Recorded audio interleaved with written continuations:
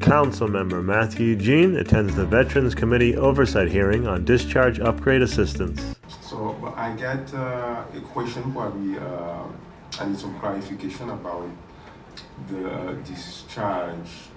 So I've been reading the concept paper. It seems that and they say that there are 5 types of discharges that a service member may receive: honorable discharge, general discharge, and dishonorable, 3 categories. And they mention also that the general discharge is given to those whose service was faithful and honest in spite of some trouble, as determined by the commander. And they said also that some reasons a member may receive a general discharge as opposed to honorable include a failure to maintain military standards, weight, fitness, dress or appearance, a failure to progress in training, or a series of minor disciplinary infractions. But this is the part that I'm really interested, to know more clarification about. General discharge can also be given for conditions such as illness and injury. And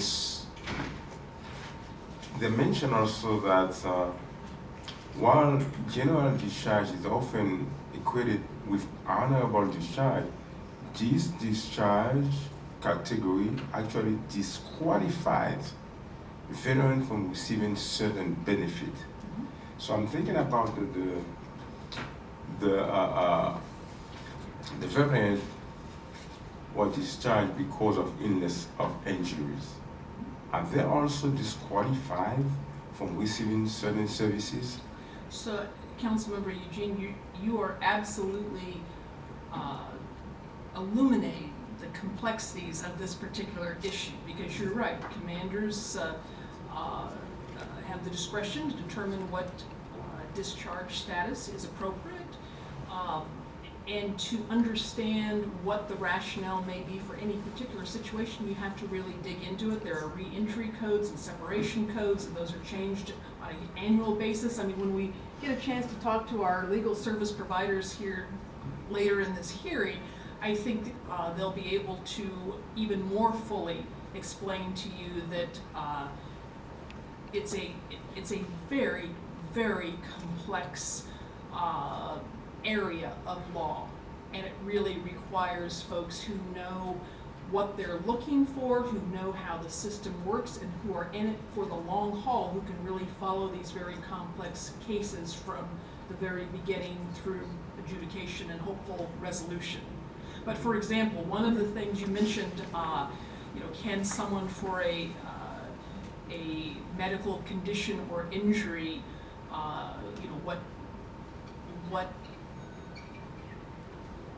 how is that affected by a particular discharge status?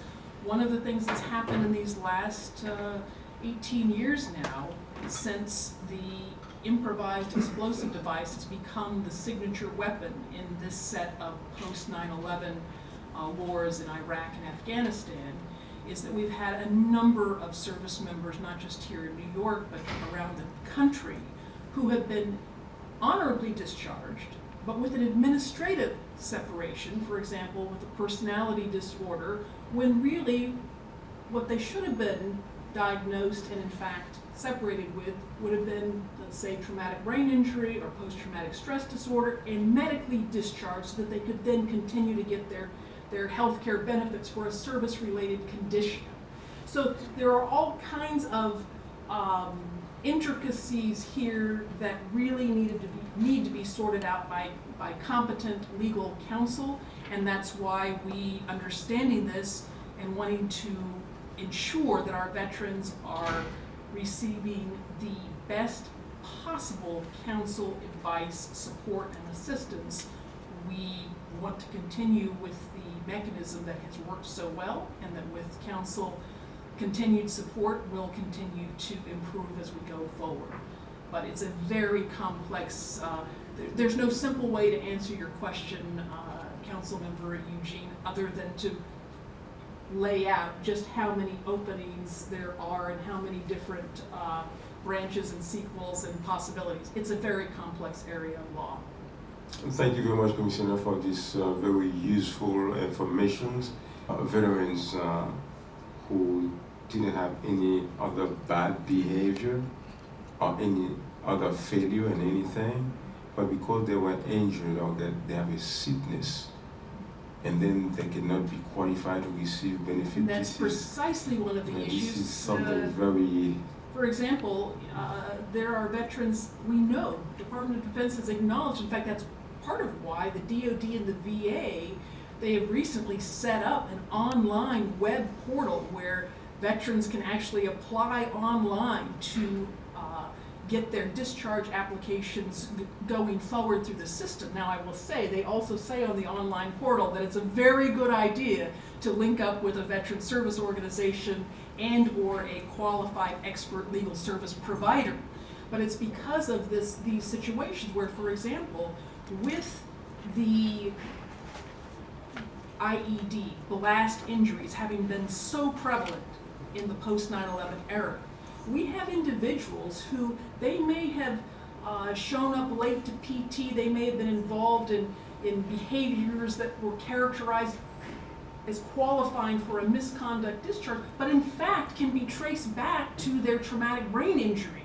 And so those are the kinds of things that DoD and the VA have signaled. We know they're out there. That's why we've set up these portals, we've set up these supports. We're now all really in a position where we need to get to the outreach, as has been said already, so that we get the word out to veterans so that they know they're not in this alone, that we're there as a city. And increasingly, I think you're going to see more of this effort going on at the state and the federal level as well. I can't speak directly to that. I don't have no authority, but I will say that as complex as it is, we're blessed to have the organizational and the institutional recognition that there have been some problem areas which need to be resolved and that have an undue, unintended negative impact on the lives of veterans and their families. Just to look at the history of this issue, World War II, this was a criminal matter and was handled as such. As psychiatry, my field, sort of matured and came of age, then things sort of shifted. It was regarded as a medical disorder. That changed in 1980, thanks so much to the service, the sacrifice, the courage of our Vietnam brothers and sisters in the veterans community who came forward and demanded better treatment and set up the vet centers and the diagnosis then of post-traumatic stress disorder became established. It was no longer a criminal matter or a moral defect, but indeed a medical condition that requires early intervention whenever possible, social support, medical treatment, and ongoing vigilance. So you're right, we've made progress over time, but we still have a lot of work to do, particularly for those veterans who are out there today.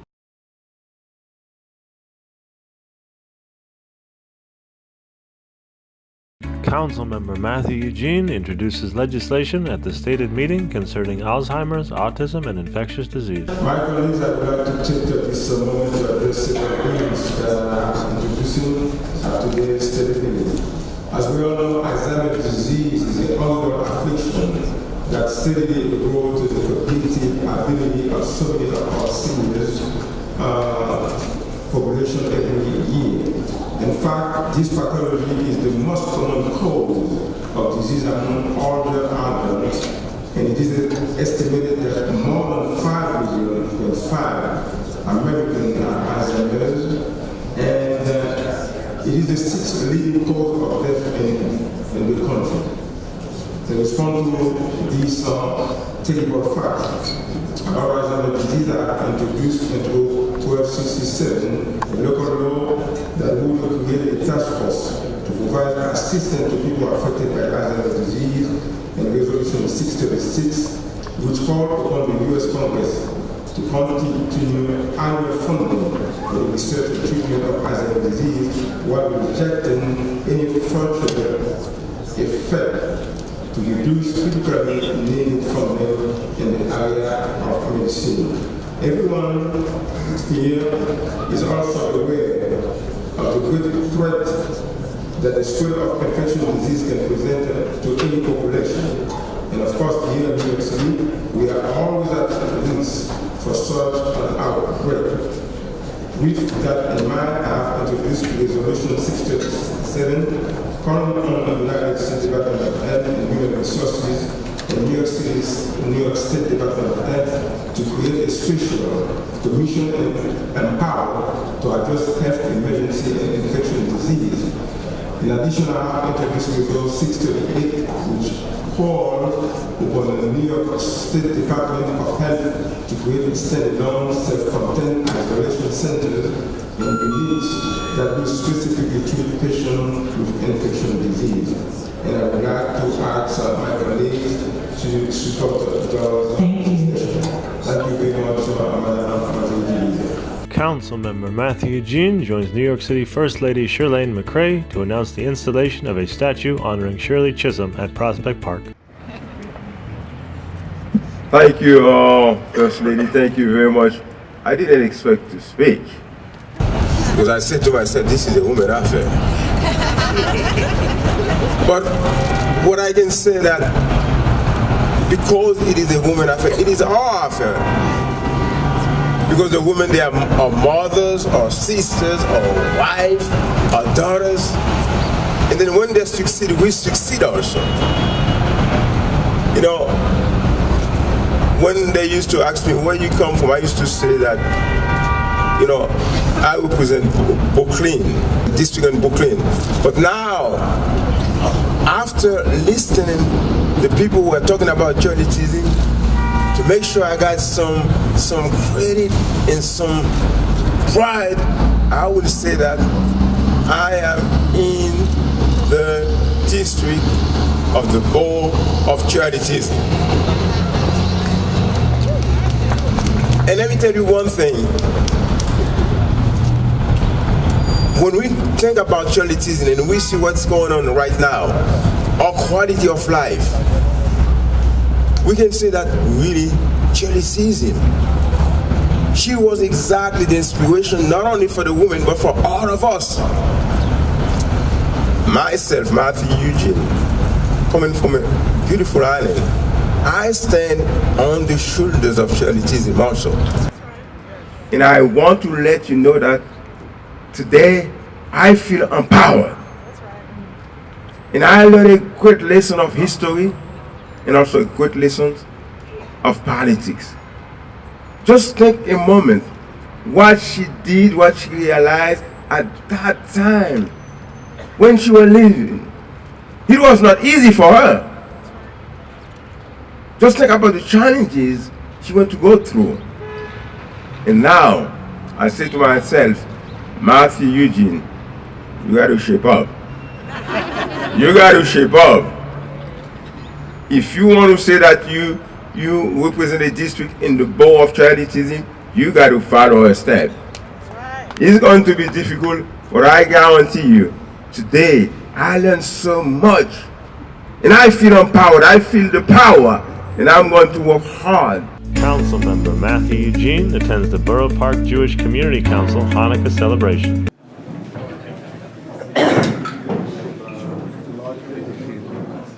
Baruch atah Adonai Eloheinu melech haolam asher kiddushanu b'mitzvosav v'tzivanu להדליק נר של חנוכה.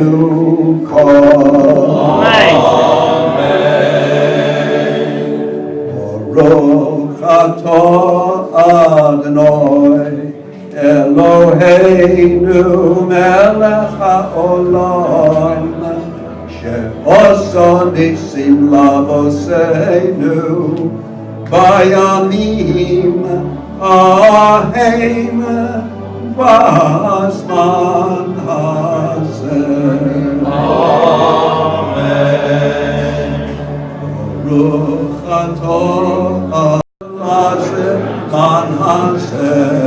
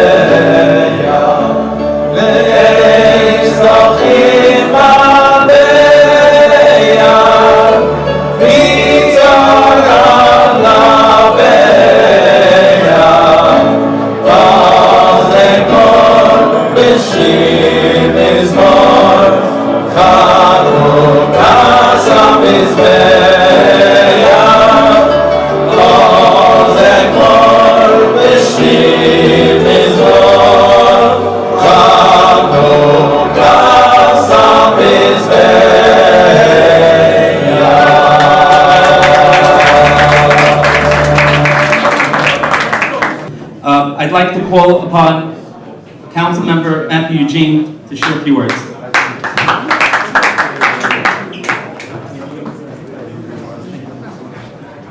Thank you very much, Avi. I'm going to be very, very brief.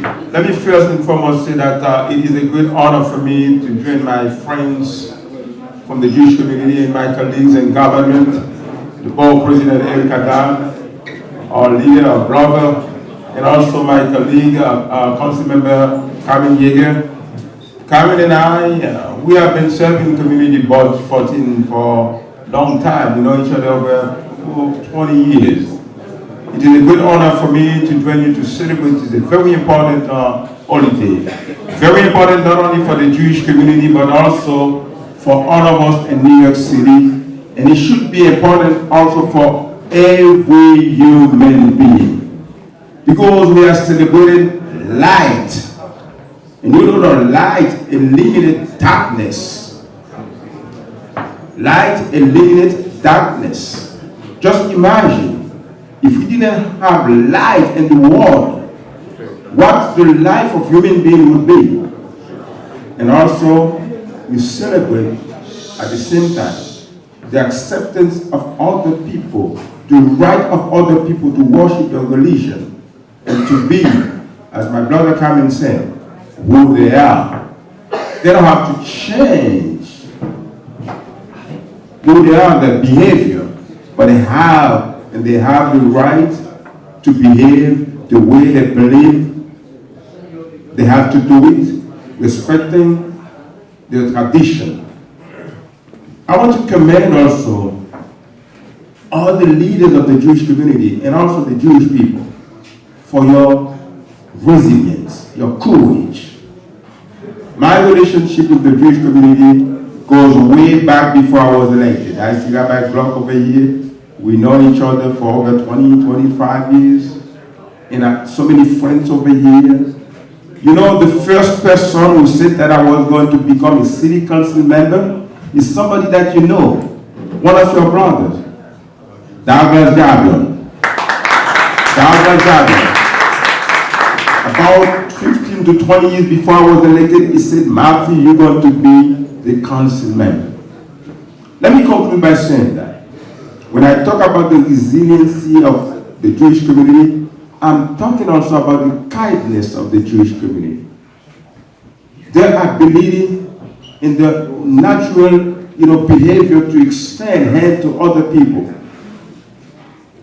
We Haitian people, we have a wonderful place in our heart for the Jewish community. After the earthquake in 2010, the Jewish people were in Haiti to help the survivors and those who were dying because of the impact of the earthquake. That means the kindness and the comprehension of the Jewish people transcend religion, transcend faith and boundaries. And I learned something also when I went to Israel. Something that I didn't see in newspapers and TV. I went to visit one of the children hospital. And because a kid from Haiti, 10 years old, was brought from Haiti to Israel to receive critical care that he needed for his heart disease because he was a survivor of the earthquake. In that hospital, I saw children from all over the world. Children from Haiti, from Africa, from the Arab countries, and mothers from all over the world. That means, Jewish people, you have many to offer, and all of us, we have to inspire from you, and we have to stick together with you, and we have been all the time. Recently, when the Jewish people were attacked, were killed, because they were worshiping their God, all of us in New York City, elected official leaders, we stood together, and we pledged to continue to do the same thing, standing together for the Jewish people, because the Jewish people have been there for everybody. Thank you very much, and God bless you. Thank you, Councilman Eugene. Councilmember Mathieu Eugene joins colleagues in support of Intro 1282, legislation to provide pole site interpreters in the city's most spoken languages. Good morning. As you know, I'm Councilmember Mathieu Eugene, representing District 40 in Brooklyn. It is my pleasure and honor to join my colleagues in government and all the advocates and all the members of the community who are here. Today is a very, very important day, and we are doing something that is very, very important to so many people living in New York and also to the great city of New York. And I'm pleased again to join my colleagues in government to ask Board of Election to provide translators during the election. Listen, voting is not a privilege, it is a right. And people should not be denied the right to vote because they don't speak English properly. Not speaking English properly is not a crime. They should have the same access as everybody. The people who don't speak English properly, they are hardworking people, contributing to the fabric of New York City, making New York City great, going to work every single day to sustain their families, and to provide the resources by paying taxes that we in government will need to render services to everybody. I think this is the right thing to do. And I've been part of election for so many years, and people came to me crying, saying that they cannot vote because they don't understand the system, they don't understand the language. And I think that we advocates, we are going to continue, as Councilmember Trigger said, to ensure that everybody in New York City, regardless of the language that they speak, can exercise this right, can be part of our democracy. This will increase the number of participants, and this also will strengthen our democracy. And I want to take the opportunity also to thank Councilmember Trigger for his advocacy and his leadership. And I remember 1 year ago, we started the pilot program. We didn't stop, and we are going to continue to stop. Thank you very much. Let's continue to do the right thing, not only for the people who don't speak English, but for New York City and United States of America. Thank you. Councilmember Mathieu Eugene co-sponsors Resolution 470 in support of the New York Health Act for universal health care. Thank you very much. Thank you. My name is Mathieu Eugene, and I'm the New York City Council member representing District 40. Let me start by thanking all of you here and all the advocates, because what you are doing is the right thing, and you are doing that on behalf of all the people who are struggling to get access to medical care. And as all the speakers have said before, this is not a privilege. This is a human right. And we in government, we have the obligation to make sure that we come and we vote on this very important issue and bring the New York Health Act and other for everyone can get access to medical care. Let me say thank you also to Alexandra.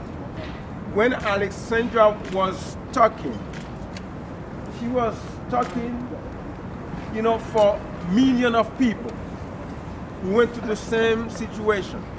And for those of us who had the opportunity to take care of patients, when you got somebody go to the hospital sick, not only the patient is suffering, but the whole family is suffering.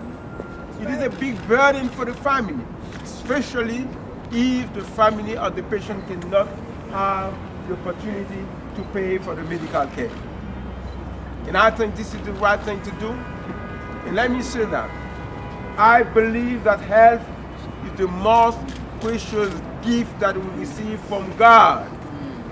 And we have the obligation in government to protect that beautiful and marvelous gift. And remember that the people who become sick, who are struggling to pay the medical care, who have to choose between paying food and paying medical bill, they are the hard-working people who work every single day to make New York City great, to make a country great. They paid their due already. It is our responsibility in government to protect them, to make sure that they're healthy. And this is the smart way, because if we don't do that, we're going to pay the consequences also. So to all of you, thank you for being here. I think this is the right thing to do. We have to continue to fight together until we get what? Healthcare. Until we get what? Healthcare. Until we get what? Healthcare. I saw a sign saying, now it is the time. Yes. Let's say that. Now it is the time. Now it is the time. Now it is the time. Thank you very much. Yes.